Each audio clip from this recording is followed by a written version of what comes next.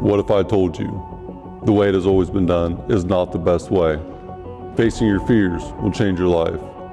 The passion behind this journey is merging two separate worlds into one with the goal of creating value and awareness for a better life. I'd rather be sidelined trying to achieve greatness than watch greatness achieved and it only set on the sideline. Now introducing your host, Jacob Emery. Welcome to another edition of the Iron and Infrastructure Podcast. Today we're going to take a little trip down memory lane with the original OG producer, Tyler Tredway.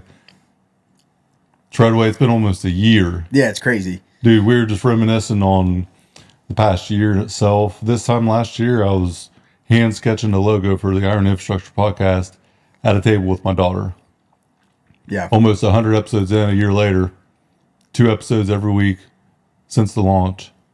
It's been one hell of a year. Yeah. And you brought it up to me yesterday, training at the gym, and it was kind of mind-blowing to hear that it's been a year and to think of everything, that you talk about on the podcast with consistency and just keep stacking, and, to get to 100 episodes is incredible. So the top 2% of podcasters do more than 20 episodes. 98% of the people who have a podcast do not make it past episode 20. That's wild. That's a wild stat. And when I heard that. I was shocked. Yeah. I was shocked. Yeah, I mean, it's really a testament to the compound effect of you just keep putting it in and you're finding ways to make the content and to do the podcast instead of most people who say, oh, I got busy. This is the last thing on my plate. You've really put forth, on top of everything else that you have going on behind the scenes. It's really awesome to see. It's been incredibly challenging because I'm not only coming into something that I don't know a damn thing about, but I have no artistic ability with from a photo shoot perspective, from video, from lighting. And I mean, I don't know what you think, Tredway. This is the best setup I've had yet to date. Yeah, it's crazy to look at it and see what this room looks like now, because this is the same room that we were recording in, and it looks way better now than what it did. Yeah, the final product looks a lot better, and it is so complex. There's no wonder people make so much money doing movie sets and setting them up and tearing them down. The lighting components, I mean, it is so intricate, detailed that it's wild to look at. Now that I even understand a little bit, because I still don't know a damn thing about it. I'm just trial and error, but man, it's complex. It is a lot. Yeah, but you've made it pretty awesome, and it's pretty seamless too, from what you've described it. And just to see the background, the lighting, everything looks so professional. You did a really good job, dude. It looks great. This setup, I'm proud of this one. For the first time, I can say I'm truly proud of this one. This turned out pretty good. This room is just epic, and I've done nothing but a disservice to it until now. It looks really good. I think the lighting and just the setup itself. I've been wanting to get the pool table and everything in the background for a hot minute, but just didn't know how to set it up right. I did one show that way, but now it's... Yeah, you've really been able to showcase the coolness factor of this room, which was missing before because we're using those lamps and everything else to light it. And now it's pretty awesome to see what you've built. This room is epic. It is cool. It's my favorite office I've ever had because it's just, I can come in here and that weight on the back is eliminated once I walk through that door. It's just like a piece. It's like a wood-walled prison of peace, because you can isolate yourself. I can lock the doors. I'm not bothered. And outside of people outside these walls, I don't hear a damn thing in here. No, but the air conditioner running, and that's it. So it's amazing, man. It's awesome. When I try to when I'm really focused on doing something, I'll just come back here and lock the door, and it's amazing what you can accomplish in an hour back here versus an hour someplace else. Well, being isolated, and then isolated in a space that doesn't grab your attention, the walls have nothing on them, they're bare. You're not distracted. It's intentional, right? You're not distracted. You're not looking at any art or anything. The media room's badass. It's cool, yeah. But you could get lost in the sauce in there just looking at Andrew Carnegie next to Arnold, next to Kobe. I'll get distracted just staring at G's wall or Right. his mural of inspiration. Which has its place for the creativity component. It's colorful, it's bright, it's a creative place. But sometimes that creativity needs to be in your head, not like what you're visualizing externally. Yeah. Although I think you need to make it a little bit more blue collar and put a deer head on the wall somewhere. I don't hunt. Well, No, so the iron lampshade right back up here, right there, in the background. yeah. That's the blue collarness. That's where the iron comes in. You need So- like a deer skull or like A 12 pack of Bush Light, Yeah, a deer yeah. head. I mean, some NASCAR and Cheetos, and I'm set. Yeah, you'll be Yeah, fine. the blue collar starter pack. I love it. So a year ago, we were writing a book. We were working on a book project. It's all been about creating awareness and providing value to the blue collar workforce. Love and passion, nothing but respect for blue collar workforce. And I see this massive trend coming where people just are unaware of the opportunities that are out there for guys like myself who barely made it through high school. I mean, barely made it through high school is an understatement of the year. I was a drunk by 16. I was in fights. I was misbehaving extremely bad. Took a couple of trips to the slammer overnight. Got arrested a bunch. Got pulled over a bunch. Like, I was in a path of destruction. And there was nothing really saving me, myself included. I was the one that was putting the gasoline on the fire. And going to the workforce was the same environment, only compounded because now I have people who are a case of beer a night, out all night, chasing women, doing all the wrong things. So going into the workforce at 18, it just accelerated that environment. But then a couple of years later, it's like, I just can't live this way anymore. Like, this shit just sucks. This is not me. And that's when I made the change. Environment's everything, though. Mm-hmm. And who you surround yourself with and the content you consume or the media that you consume, whatever you consume, has such a big part in what you end up becoming, what you think about. A year ago, though, to think that, man, it would be here. It's crazy. It's crazy to think. It is. And so I got to have a special thank you to you because you were the ultimate driver. G was a big component of it, but you told me straight up, you were being fucking selfish by not putting this out. If you would not have been so aggressive, I probably would have never actually took the leap of faith as quickly as I did because I wasn't ready. I'm still not ready a year later, right? But being confident is only a small component of it. I was committed. Once I said it's green light, let's go, I was all in. And I did that because of you. I trusted you with that. And so, brother, I appreciate that. Thank you. Yeah, easy. But I think, like, you know, knowing your story and you were able to share a lot of insightful things with me, I saw the passion you had and coming from a similar background of blue collar, being from the middle of nowhere, seeing the things that you said that you were going through and having, you know, a lot of family members deal with the same thing. Like, once you get in that environment of, like you said, you get off the shift and you go home and you drink beer. Sometimes you don't even wait to get off shift to start drinking beer. Yep. It really hit like a personal chord for me because I see so many people like that are challenged with those things, and you are so passionate about, and not to use that term lightly either, like you're truly passionate about helping people and helping your employees, but expanded from that, people that are in the same, you know, shoes that you were, and then to see what you've been able to accomplish because of that, it's truly inspirational. Well, and I don't look at my story how you look at it. I look at it just as this is natural for me. This is what I do. This is who I am. But I have a lot of gratitude for everything. And I have never met a highly successful person that did not have heartbreaking adversity and setbacks and deep, dark rooted like anger or fear that masked their ability to accelerate to a certain point, and then they broke through that. And that's the beginning force for what got them where they wanted to go.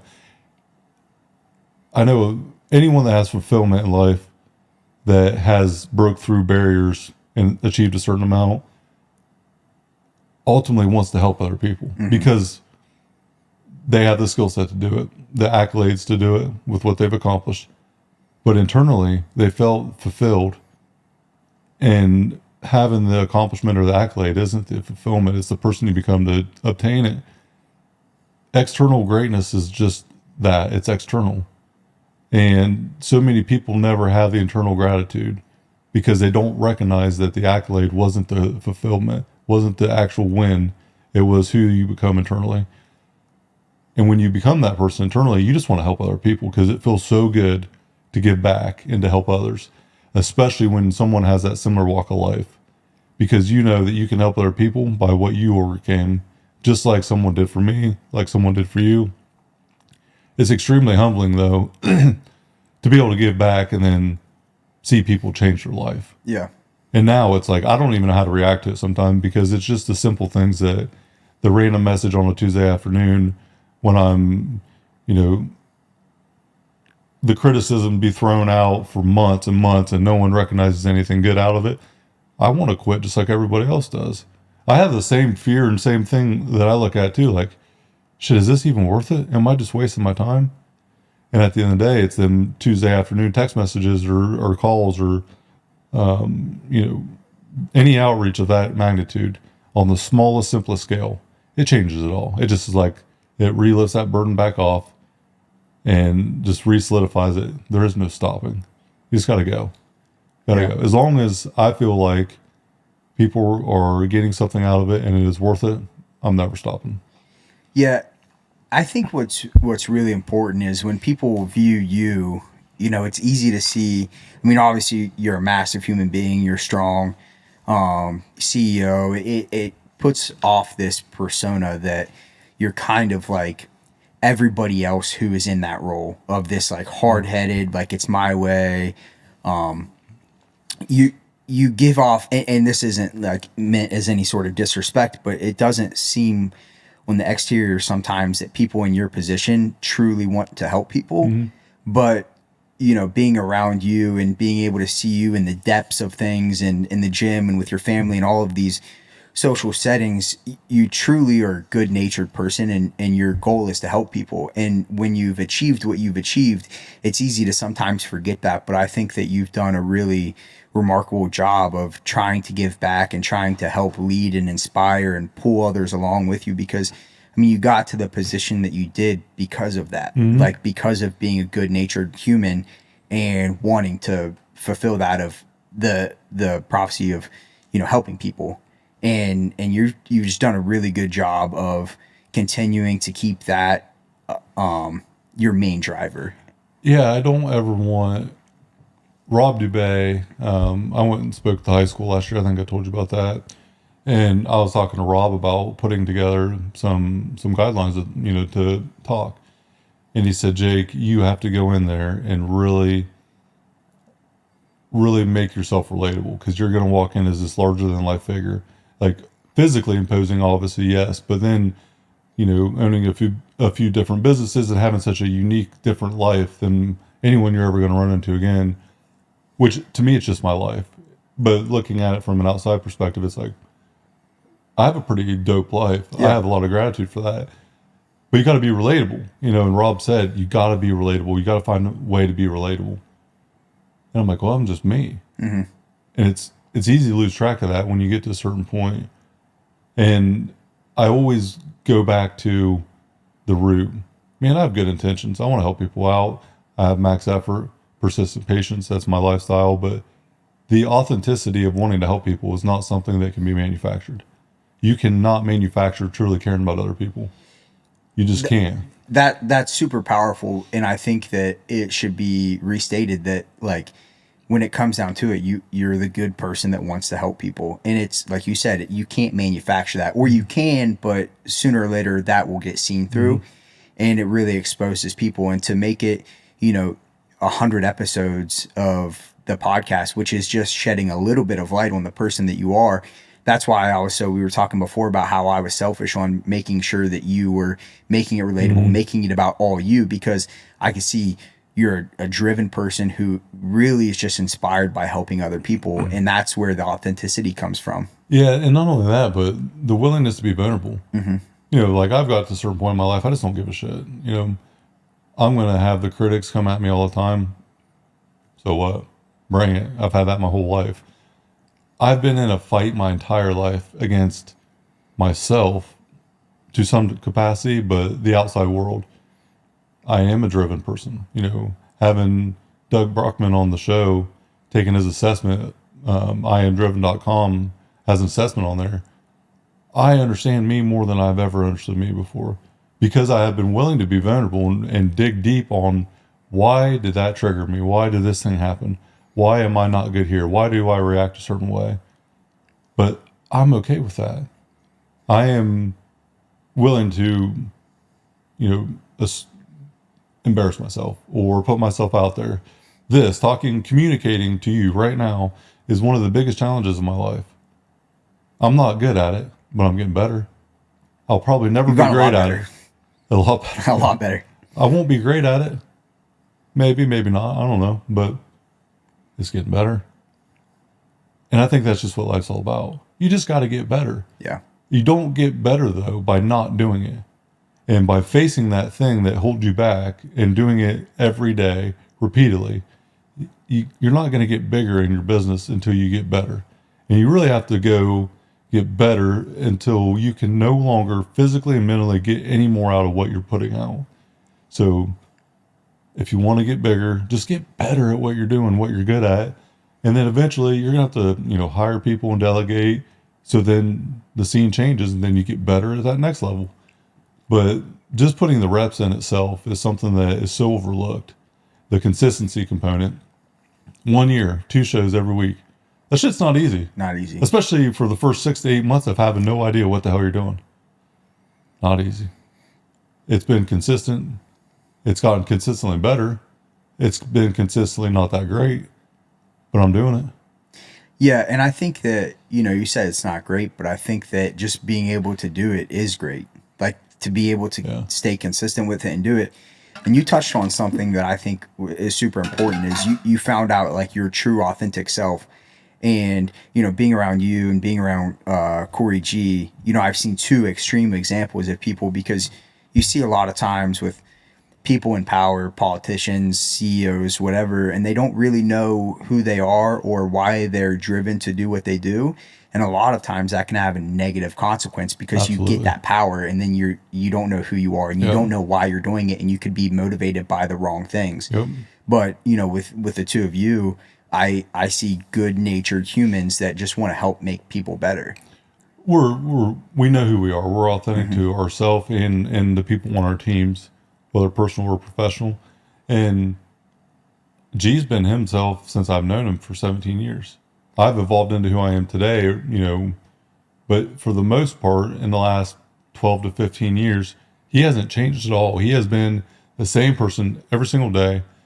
And that's what makes him great. And having the surrounding environment of people that just want to get better. Me and you come from different walks of life.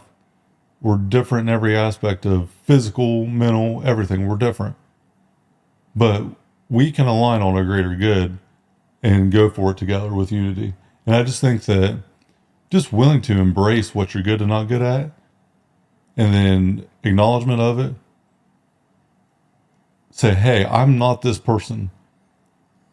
I'm not going to do this because I suck at it. And that's okay. But you're really good at it. So you do it. And I'll do this that you're not good at. And we'll expedite it and get twice as much done together. There's no weakness in being vulnerable. I think being vulnerable is actually a strength. Acknowledgement of what you know or don't know and being okay with it is rare. Yeah. People want to know it all and then end up showing that they don't know anything.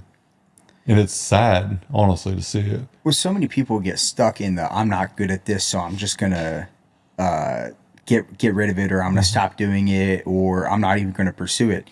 And that was, when you started, you said, I'm not good at this, I'm not good at speaking, but you figured it out. And it's because you constantly put in time and you've researched how to get better, read books on how to speak better, listen to other people give you feedback. And the other part of that is, we got to experience the first Max Effort event, and so many people came up to you.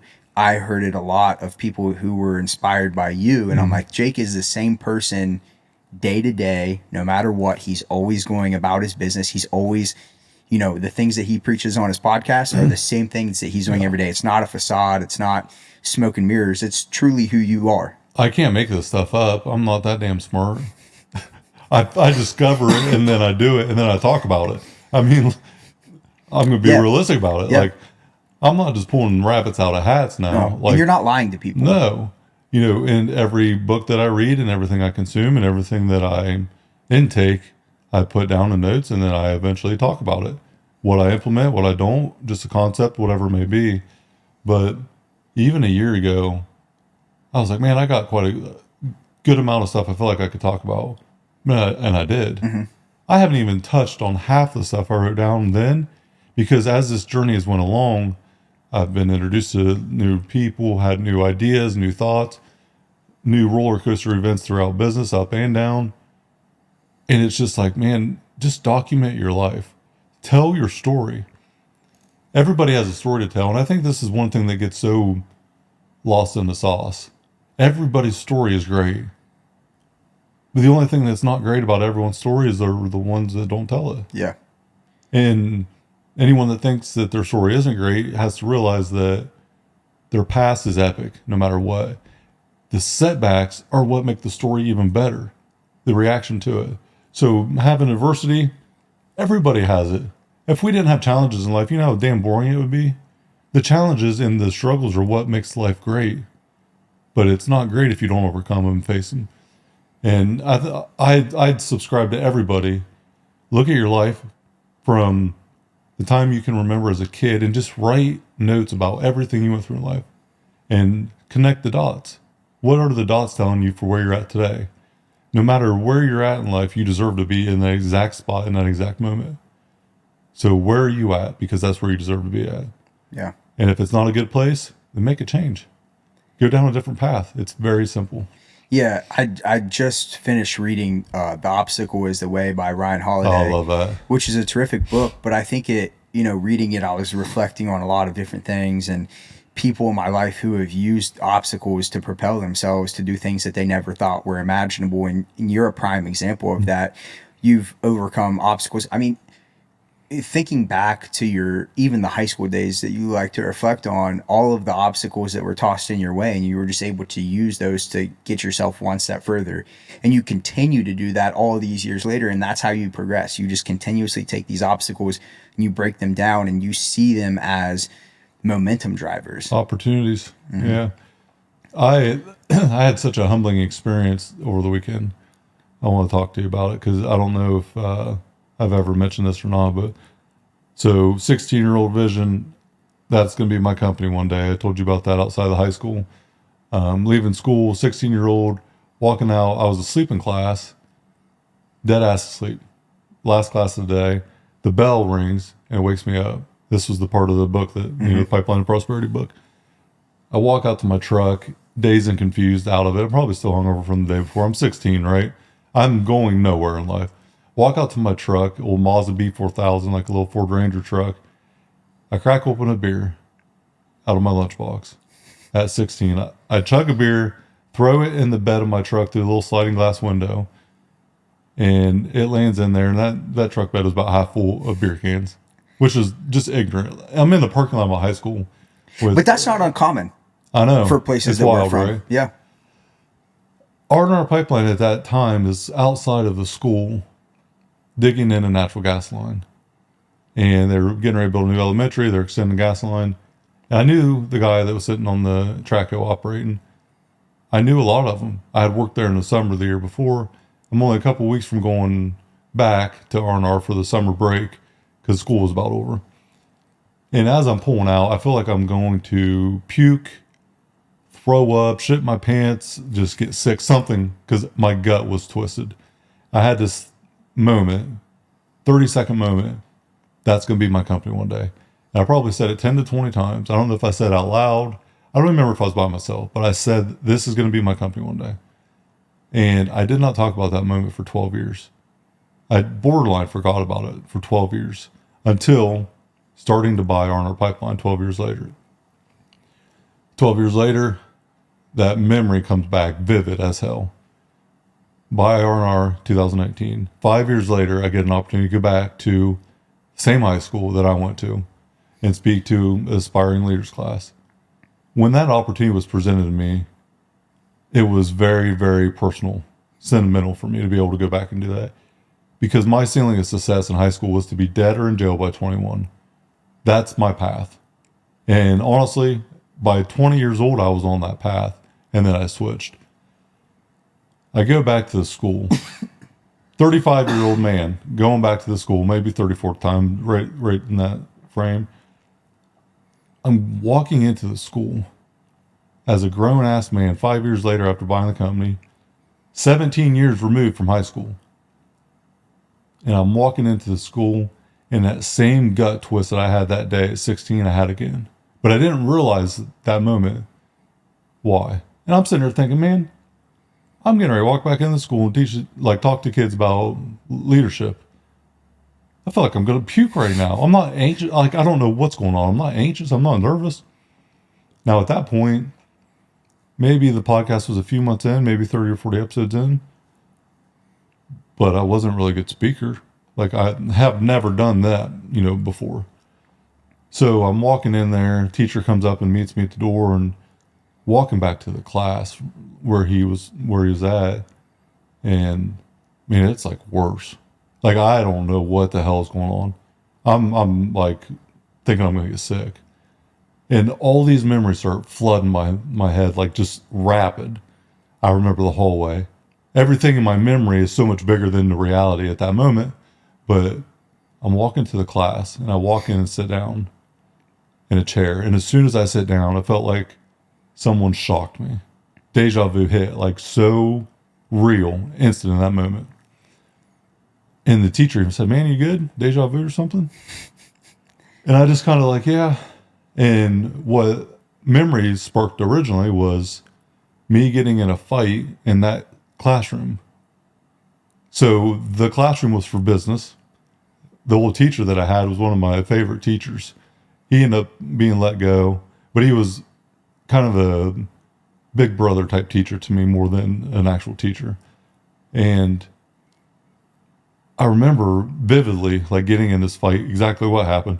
Had a few days of vacation after that whole incident. But a couple days later, when I got up to leave that day, I looked outside and seen a certain, like, angle on the outside window. A couple days later, I'm sitting there and I'm talking about that moment, still confused of why it hit me so hard. It was the same exact seat from 20 years before, almost. Same seat that I was sleeping in. The same exact moment.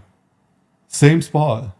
Put me on a map on GPS coordinates, and I'm right there 20 years later for that kid that was asleep in class. Now I get to go back and tell my story, starting with the kid that was asleep in that class. And when I went and spoke for the first time, I didn't know how to make myself not larger than life. Yeah. I had to bring myself down. And I'm sitting there thinking, how the hell am I going to do this? Because it's just me. Like, I'm just a dude. So I went in and had no formal introduction prepared. The teacher didn't really have anything. He kind of mentioned a few things, but I started by saying this to the class. I said, appreciate the introduction, thank the teacher. Before I introduce myself fully, I want to tell you guys a story. And I told my story in third person. The ending of my story was me sitting down on top of the desk next to the chair in that same exact spot where that story in all reality happened to start. That was an extremely gratifying, moment for me, because I shouldn't have been there. And it was powerful for me to realize that I told that story, so I actually wasn't looking at it in first person view because I told it in third person. So I'm looking at this moment as an outsider. Like, holy shit, this is kind of a cool story. Because it wasn't about me in that moment, it was about the story. This weekend, I had one teacher that believed in me throughout my whole entire high school path journey. The last 2 years of school were my worst. And she was the only person that believed anything in me. She was like an angel. I would consider her an angel to me. And so I hadn't seen her from the time I graduated high school for 12 years. And I ran into her at church one day. And she was in tears when she found out that I had accomplished all the things that I did. Like just beside herself, couldn't believe it. But she told me, I always knew that you would do it. I always believed that you could. I haven't seen her for 5 years, 4 or 5 years. And she's been on my mind lately. Like, I wish I could just thank her for everything. She has no idea what she did for me. Because, you know, parents were divorced at that time. Like, I was going through hardship personally. And I was wearing it on my sleeve by my actions. And so she's been on my mind. And then someone mentioned her the other day that they'd seen her in like a regular setting. And then go to eat lunch the other day. Tredway, she walks right by me, bigger than shit. The universe has a weird way of doing things. So all this, like, just recently coming together. And then she handed me my high school diploma. I didn't see her for 12 years. Tell her I own the company. And now I got to tell her that I'm going back to speak to the kids. And the cool part about it was she remembered vivid, detailed conversations that we had. And she told me, Jake, I remember the day that you had that 16-year-old vision in your truck. Because the next day you came in and told me about it. And you told me at nausea you were going to do this thing one day. I didn't remember any of that. So, like, the universe put it there, dude. And it was, like, such a gratifiable moment. Like, holy shit. It's weird how that works. It lets you know that you're on the right path. It's crazy. And, you know, I shared with you a moment that I had where I was in Southeast Ohio, past Marietta, in the middle of absolute nowhere. And I went into a gas station, and it was like 9 o'clock on a Friday night. And I ran into a guy wearing an R&R shirt and hat. Yeah. And I had mentioned, I was like, hey, do you work there? And he was like, yeah. I was like, what do you think of Jake Emery? Just saying, like, this dude didn't know me from Adam. I didn't preface it with anything. And he was like, oh, Jake is like, he's the best. He's like, he is awesome. You know, he truly cares about his employees and everything that he does. And it's funny to hear that story about your teacher and how she believed in you. And then now the universe is kind of all pointed back. And, you know, the employees, it's easy for an employee in the middle of nowhere in Southeast Ohio who's covered in grime. He's probably been working all day. He just got off work. You know, he's just wanting to get home. And to say that many positive things about you just shows that you're doing the right thing. And, you know, whatever you want to believe in, it's something has put you on this path to get you to where you are. And it all stems back from that. And it's awesome to hear that, you know, the belief that she had in you, and because you need somebody that's going to believe in you to propel you to get there and to see, you know, I'm sure she's so proud of where you're at and what you've become, but, you know, to get all that way and to remain the same person and to keep that same passion for helping others is incredible. Yeah. And the willingness to take on something for the greater good. When I first started this, it was looked at so selfishly from people that didn't understand. But the whole entire time, this business venture has been for R&R Pipeline. All of it. It's been, obviously for me, but I wanted to do this to grow a brand, to create more awareness, to create a destination for R&R Pipeline. Because your business card and what you represent in life, if it's not displayed, it's a mystery.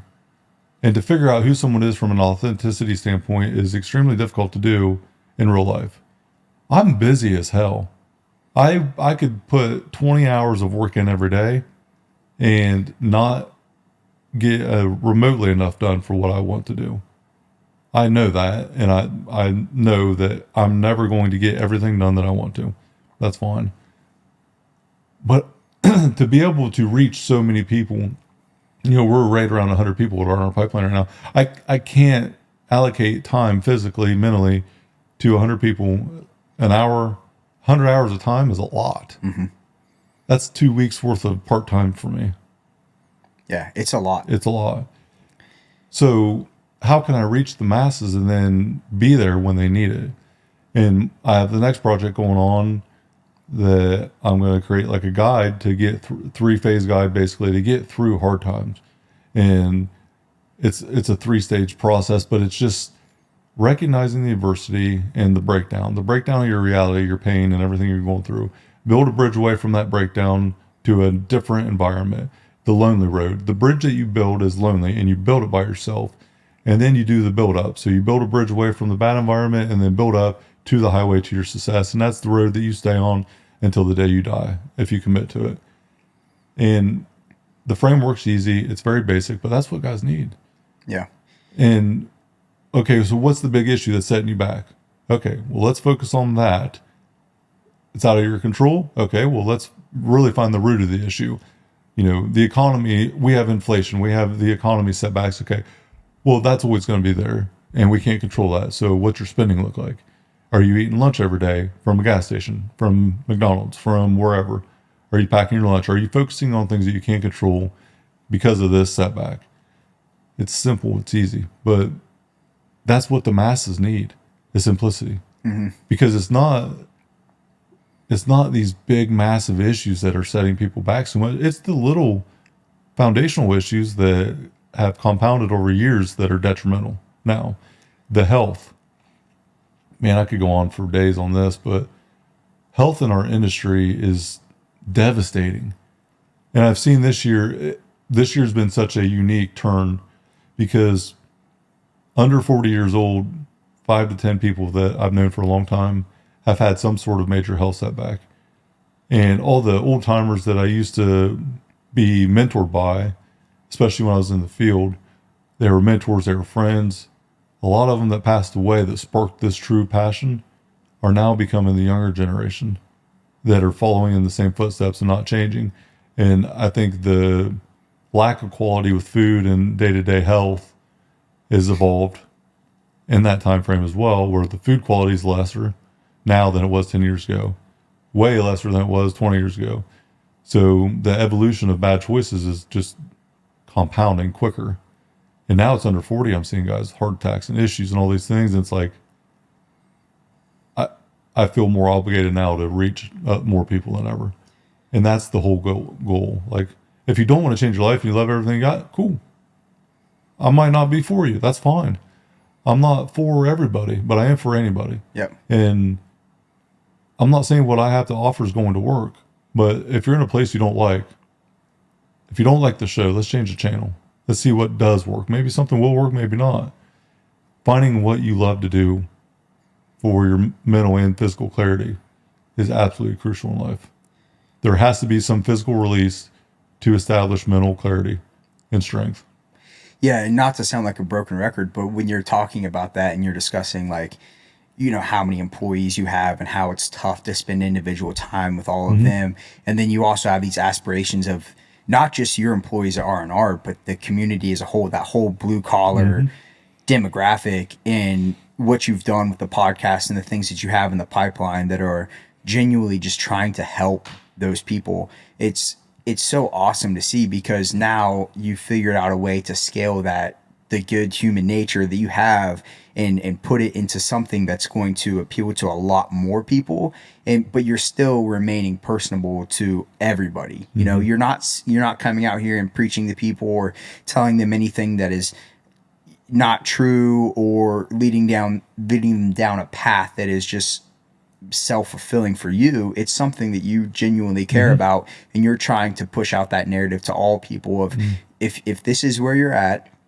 these are the simple steps that you can take. You're not telling them anything that's groundbreaking or anything that's... There is no new information here. No. I'm just talking about the simple things in life. Like, and it's not anything that's hard. No. But it's things that you've put in place in your own life that have taken you from that 16-year-old who had no future or a really poor future, and you've been able to build this incredible life for yourself. And I can't commend you enough for the positivity that you're sparking. And like I mentioned earlier, you know, the messages that we heard at the Max Effort event, and people that have messaged me separately that are like, you know, Jake's story is so inspiring, and, you know, he's such a good-hearted dude, and everything that he says is so easily like changed in my life. Like, they're just simple things that you can just once you change them, it's like second nature to you. So it's not even like a hard change. Right. It's almost so easy, it's boring Yeah. that someone won't do it.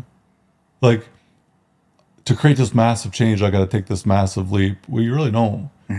On a scale of 1 to 10, if you're taking a 10 as far as change in life and hardship and all that, there's a 1 to 10% or a 1 to 10 range, a 10 that you're going to fail. Like, do 1 and 2 and 3 things first. Like, let's get this simple things down. And the groundbreaking criteria that groundbreaking, not really, but just, it's not about the weight loss when you first start. It's about the habit. The habits determine the outcome, not the goals. Goals are motivational, yes, but your habits and your discipline ultimately drive everything that you achieve or don't achieve. And let's do 5 push-ups, 5 squats, and 5 crunches for 21 days straight, consistently. That's all you got to do. That's step 1. And come back to me after 21 days. If you can't do that, then you don't want to change. Yep. Then you're just mentally weak. It takes 2.5 minutes maybe to do that, if that. And that's getting clear-eyed and getting ready and doing it. I mean, you're talking 10 to 20 seconds Yeah. out of your day to do that. It's just establishing the habit. And the one that's, some of the guys that I've been able to give that to, it changed their life, and it's just a habit builder. Now they've just evolved through, like, they're in a whole new planet now. And it's very simple. Just small incremental changes over time can add up to a huge difference. And Simple I think, scales, complex fails. And that is like the theme that I have been trying to just relay ad nausea, because the hard challenges in life are going to be there no matter what. So instead of taking on this massive hard challenge, let's get consistent at the easier challenges. You're going to have complexity in life regardless of how simple it is. So why don't you take on the simple things first and get good at them, and then just wait on the complexity to come, because it will. yeah, and I think you do a really good job of breaking it down into simple terms that everybody can kind of follow by. And you're providing that path and the guidance to them in simple ways. And again, it goes back to the authenticity pieces. They're not things that you don't do. They're things that you do every day, but they're small things that you just changed over time. And now they're just a staple in your daily routine. I just talked about it recently about information and implementation. Having too much information can be detrimental as well. It's great to continue to learn and evolve and adapt and do all these things, but if you're not implementing what you're learning, then you're just filling your head full of empty space. So at some point, like even myself, I have to take a breath of fresh air, digest it all, and then, all this shit I collected for the last month, I'm going to put in this parking lot for a while, because I don't need it right now. I have enough information for my current priorities to get through this, and I just got to get better at what I already know. Sometimes it sucks to do that, because you're doing the same thing every day over and over, and you don't necessarily have to. You could do more in other areas, but you're not going to get better. It's actually going to be a setback. So max out your capacity with what you know until you can either delegate it away, or it's obvious and glaring that it's time to take on the new thing. And I don't think I did that when I started this, but I think this was a direct accelerator for what I'm doing now as a visionary of R&R and what my plans are for the future. This is just an accelerator to get me there. This has taken all the communication courses and the speaking courses and all the things that I was looking at potentially doing. This is just putting reps in before I get there. Yeah. So I won't be fine-tuned when I get there, but I'll be quickly fine-tuned after, because I'll have professional guidance then. And then I talk to a lot of people that have great speaking ability. So I might not be taught how to, but I will catch from them how they present themselves, how they talk. So a lot of what I've learned is from others and just paying attention. And now I want to be a good listener. And that's where the evolution for me has been. I want to be interested, not interesting, and I just want to listen and learn. The only thing that I've gotten better at as someone that hosts a show and has guests on, whenever someone, you've been on the show a few times, G's been on the show a few times, depending on the person.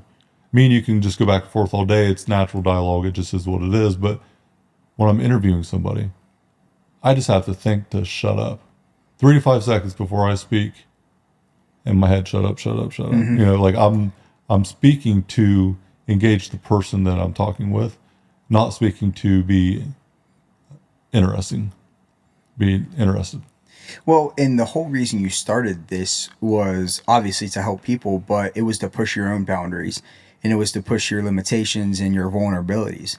So you were able to take those things that you weren't necessarily good at or you didn't perceive yourself to be good at and really push them to the next level. It allowed you to kind of refine all of those things and you had to learn it on the fly, but you also had to become really good at it or people would lose interest. And the fact that you've been able to sustain this over a year and to go from the person you were when we first recorded with your grandpa Right. to where you are now, it's incredible. But it just goes back to exactly everything that you're talking about. You're able to apply all of those principles and use them in this new venture and just show that you're able to apply that to anything. Commitment. Pursuit 151 is the most real thing that I have packaged together.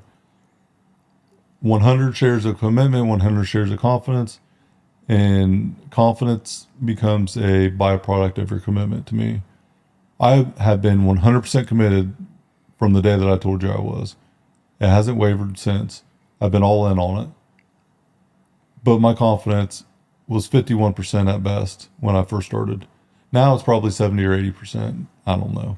But the commitment is the ultimate driver, not confidence. To say that you're confident in something and the confidence is the driving force behind the reason you start, you're never going to start. And if someone tells you, yeah, I'm real confident that I can do this thing that I've never done before and I don't know a damn thing about, I don't think you're confident. You're naive, arrogant, or not sure of what the hell you're getting into. I wasn't sure what this looked like. This is way more than what I thought.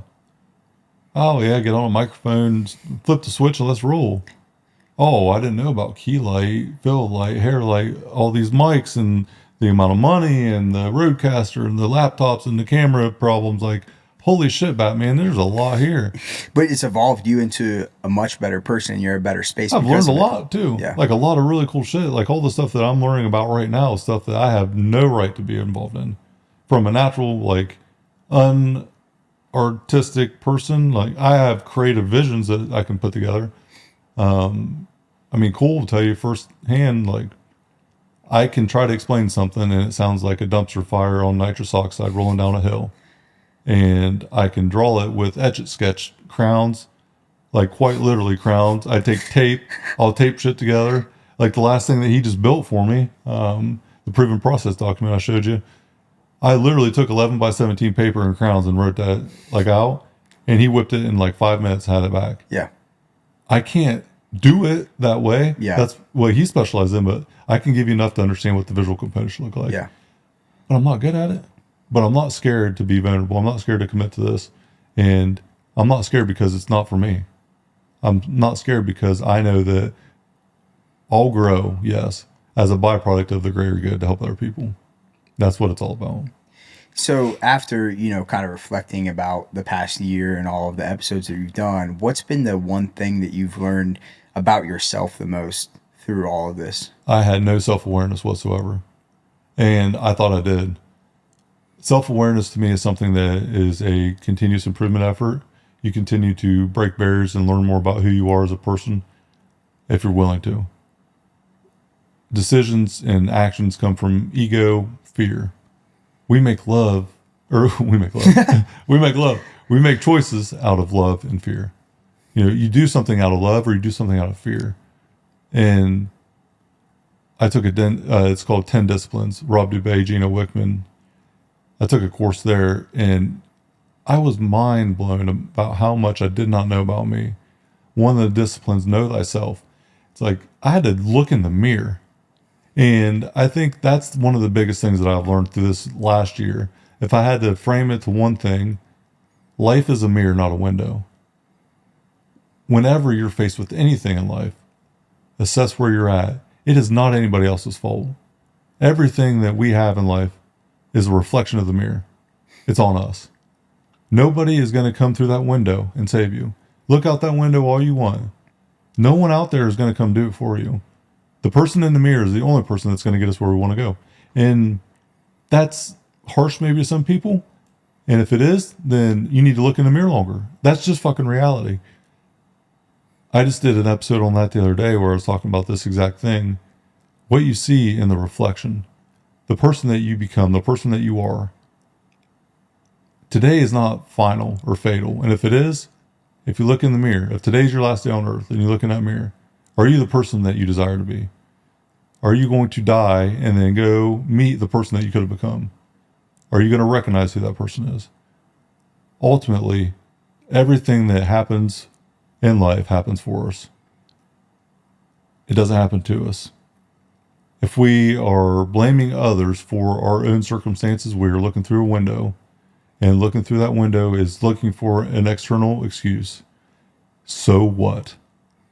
You're going to tell me that this thing is the reason you can't get what you want out of life.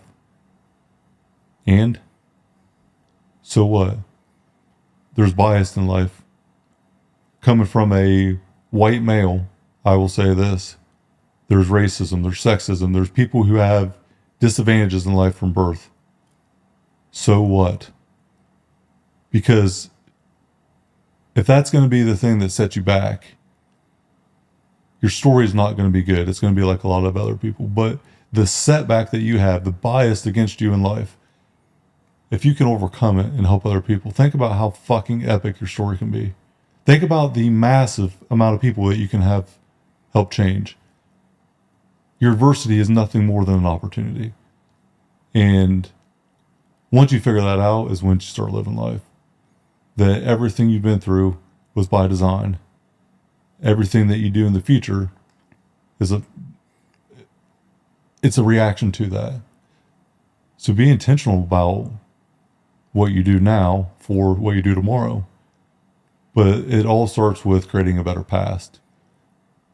If you can't create a better past, you can't create a better future. So recognize your past, have gratitude for the hardship and adversity. Look at how you reacted. If it wasn't good, figure your shit out. React better, get better, do better. Because everybody needs a superhero. Everybody needs someone that they can look up to. And ultimately, you have to become your own superhero, in my opinion. The person that you strive to be needs to be the 10-year superhero. But it all starts with something that you see in someone else that they overcame that ultimately will let you see the reality of your own circumstances and then know that I can overcome this thing. And when I do, my story's going to be great. And it's a very spiritual process of kind of diving into the person that you were, looking at that, like you said, in the mirror and just reflecting on who you are and who the person you want to become is. And understanding that your past isn't going to help you align with the person that you are and you have to make changes. And I think that you do a really good job of explaining that and breaking it down into really easily digestible terms for people who can see that, okay, this is the person that I was, maybe even yesterday. You know, it doesn't take a life-changing event to want to shift your narrative in a different direction. And I think that you do a good job of laying out that process for people to dig into that internal reflection and figure out what got you to where you're at isn't going to help get you to where you want to go. Evolution and change are something that I think are always going to be there. I think the habits that you instill in yourself have to stay consistent, the same. Consistency, the discipline, the evolution. Consistently changing should also be that. We should all have these baseline habits that the habit doesn't change. What we do inside of that habit does. We evolve with what we do. How we do things and what we do should evolve with the same baseline structure for the most part, because it's the daily rep, it's the joy in the journey that ultimately lead us to the end. And knowing that I have this road ahead of me, this is what it's going to look like in some capacity with what I do, who I do it with, how I do it, but knowing that the baseline's already kind of be there because this recipe works. The recipe structure is there. What you put in it and cook is different. So just knowing that, yeah, I got to be consistent the rest of my life. Cool. Got to stay disciplined with consistency, make good choices, be mindful of my health, relationships, fulfill my purpose, watch who I spend my time with, make sure I like the people I spend my time with. Just being aware of that, that's all going to stay the same for the most part once you find out what works for you. What am I going to be doing in 2 years? I don't know. I couldn't have told you a year ago we'd be sitting here So I don't even try to put it in framework now. I have 10-year goals, 3-year milestones, 1-year breakdown for the annual goals, but shit, that could change tomorrow. The opportunities that are coming in now, I would have never imagined. I could not have made it up. That's what life's all about, though. And I'm grateful for it. The one thing that I think I have really learned more in the last year than anything else is the true ability to be present.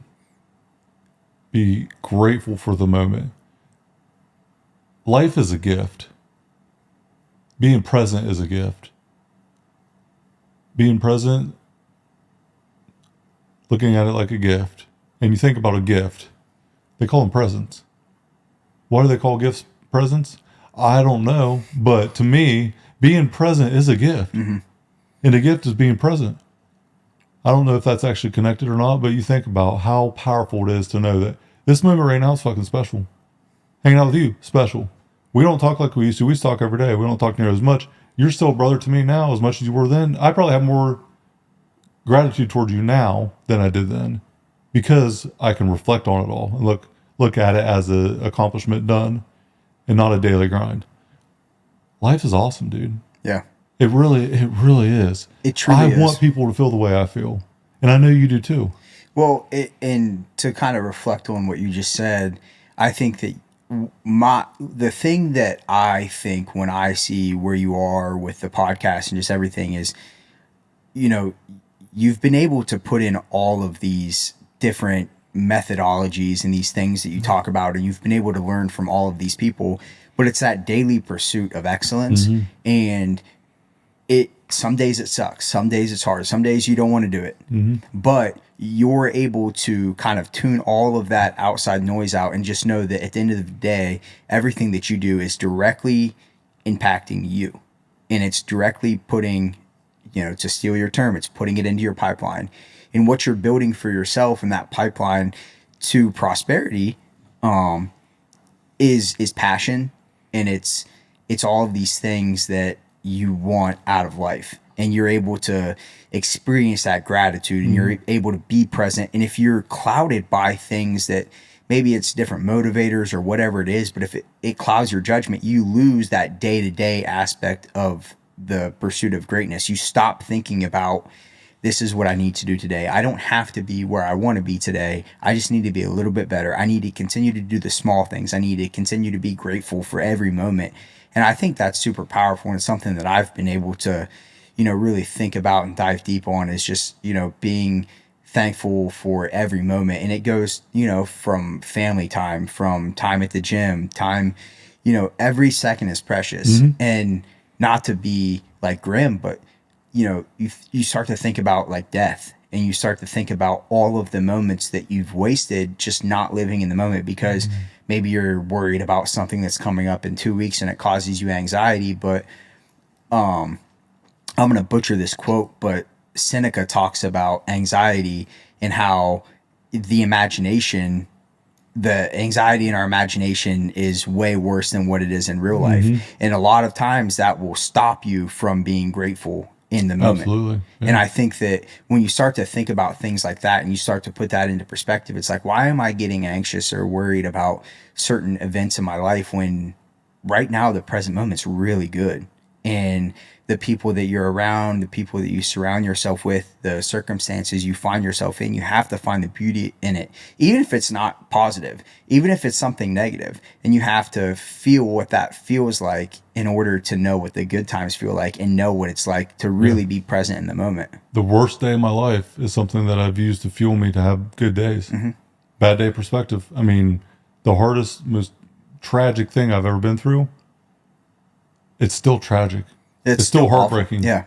But I can view it better for the greater good. And that's helped me in some of my darkest days. Because my darkest days weren't bad. I had one bad day. That was my darkest day. My only bad day. And every day since and before has been good. That makes life pretty easy to look at. It allows you to reflect on yourself a lot. It does. If you can be in a bad mood for no reason, you can be in a good mood for no reason. So these petty, pity, bullshit things that you're upset about, or I broke a nail, I stubbed my toe, my dog don't like me, I chipped a tooth, whatever. get over it. Get over it. Yeah. If you've ever had a bad day, get over your nail being chipped and tooth being chipped, whatever. Like, get over it. Life is good.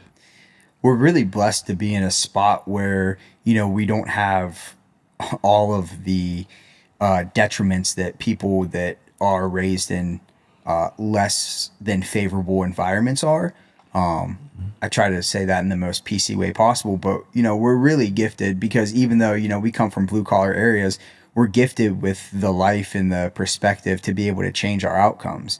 And I think that on the podcast you do a really good job of reflecting on the hard times and the dark days and how you've used those to fuel yourself and fuel your success. And really, it's hard to look at a negative event in your life and be inspired by it. But one of the things that I learned very early on from you was use those troubling times to lead yourself into the path that you want to go. Ultimately, adversity is going to become a product of who we are. Our setbacks from an environmental standpoint, our emotion derives from our childhood. Our environment is uncontrolled from 0 years old to 5 years old, really. So who I have become from a foundational standpoint, or who we are from a foundational standpoint, plays a big role in who we become as adults. I was able to catch a lot. I caught a lot, but I wasn't taught a lot about general realities. Now, looking back, I'm grateful for everything. What I didn't know then, I was naive to. Now I know the truth, and it's dark and it's fucked up, and it is what it is. I can't change it, and I know about it. I can do nothing about it. So why would I not learn from it? Because if you continue to push that negativity into it, that's all you're going to get out. And then what? Is that the reason that I don't get what I want out of life? No, it's on me. Look in the mirror, right? My past external things, that's looking through a window. I can look through that window, though, recognize with the reality of it, and grab onto what happened, look in the mirror, and assess it, and know what I'm going to do because of it. I'm not going to just keep looking out that window. I look out the window to grab the information or figure out what's real from the external thing, and then I look in the mirror to discover who I am internally, despite the adversity, despite the setback. It doesn't matter. You either become a victim or a product of this negativity, or because of that negativity, you do something fucking great. The choice is ours, though. It always is. It's always on us. Everybody has that negative influence inside of them, just as well as they have a positive. But which light you choose to shine out to the world makes a ton of difference on your perspective, everything, your situation, and how others perceive you, and how others, to go back to the podcast, how others are inspired by you, because you have the negative thoughts just like everybody else does. You just choose to ignore them, and that's what's been able to win. You can't let them win, or you just become that negative person. It's just as easy to be a positive person than it is to be a negative person. No amount of anxiety makes any difference to anything that is going to happen. Your anxiety is not going to make the outcome different. Your anxiety is not going to control the outcome. What you think about, though, from a positive standpoint, can change the outcome. If you're skiing down a hill, you see one tree, and all you think about is not hitting the tree, you're going to smack the damn thing. What you put your mind to and what you consume and think about, if you take in garbage, you're going to put out garbage. If you take in quality, you're going to put out quality. What you consume, what you bring in, you push out. How you react in certain situations is a byproduct of what you are looking at in life and how you frame your experiences. I just think that everybody wants to have a reason why they can't. Why don't you find a reason you can? 9 negative thoughts to 1 positive thought, naturally. Our bodies are survival creatures. We are meant to survive, not to thrive. We have to become calloused and learn enough to be able to brainwash ourselves, essentially, to thrive. We are born as negative survival creatures. We have to evolve to thrive. And some people just never do. It's so much more natural to let the negativity come out because we're so consumed with our environments and social media and all of these things where that's all you see. The negativity gets the attention. It's not the positivity. Yeah. And Because chaos sells. yeah. Chaos is the biggest chaotic mainstream media and all these other things. Chaos is the driving force of Yep. essentially the world's revenue 100%. generation. Yeah, people thrive in that negativity, and they've learned that from a psychological standpoint. They understand that people are negative thinking, and when you put that out in the world, they're just attached to it, which is so crazy because adversely, like I said, it's just as easy to be a positive person as it is to be a negative person. So why would you not put out the positivity and try to attract Right. that to yourself? If you want the outcome to be good, is your mindset good? Are you talking good? Because how you present things and how you present yourself in spite of the thing, if you think the outcome and you truly believe the outcome is going to be good, it's going to be good, regardless of what the outcome is. The mindset drives the outcome because it's what you believe. I have seen outcomes be great and people still not acknowledge it for what it was. And I think perfectionism, good enough, all these different things. Good enough is a reality check. It is not a feeling. So, am I good enough to have a podcast? Well, I got a fucking podcast. I've been doing it for a year. Whether it's great, I don't know. That's up to the individual listener, but it's good enough to be here for a year consistently. That's reality. Mm-hmm.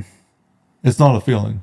So, if someone wants to criticize the message and do all that, cool. That's your opinion. The reality is I've been doing it for a year. And you're going to choose to take the positivity out of Right, that. absolutely. I have a few different businesses. Am I an entrepreneur? I don't know. Am I? What's the reality say? I own a few businesses. I'm not an entrepreneur. I'm a Right. business owner. So just looking at it from that simple part, like when someone's critiquing you or getting down on your shit, like you have this, degree from college. Oh, you didn't deserve it. Well, yeah, I did deserve it because I got the fucking thing. Mm-hmm. Like looking at a feeling versus a reality clears a lot of air.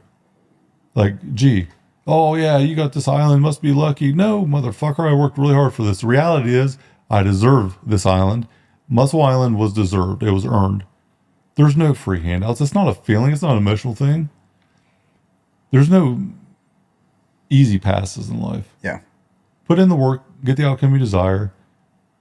I think the one important part of this is if you want to fill the stands full of people and you want to present this message to them and be a motivational speaker, do anything, what are you doing when no one's watching? The driving force to success and what we want out of life is when the lights are off, it's 3:00 in the morning, it's that daily grind, you don't know how you can even get out of bed, you crawl to the bathroom like I've done before, it's ice water in the face to wake up, it's me driving to the gym Tuesday this week, Monday, maybe Tuesday. If I would have been pulled over, they probably would have thought I was drunk because I was delusional, tired. Like, I probably shouldn't have been driving. But that's just it's who I am. It's what I do. Like, you just have to go to that length to get that thing that you want.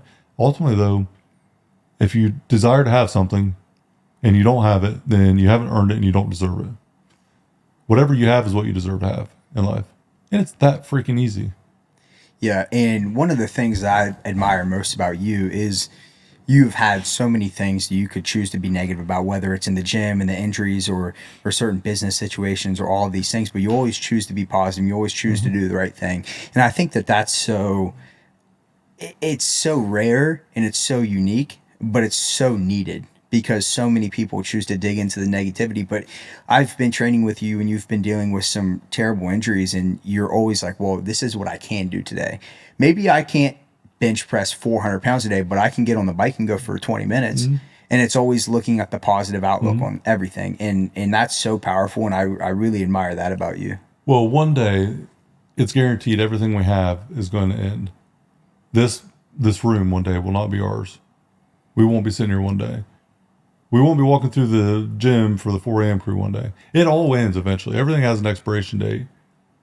I can't dwell on the little shit because I'm here. Mm-hmm. Embrace that moment because it's the present is a gift, man. And when you find a unique group of individuals that want to have their own success criteria to create a significance in the world, it's so superhuman powerful to be a part of it.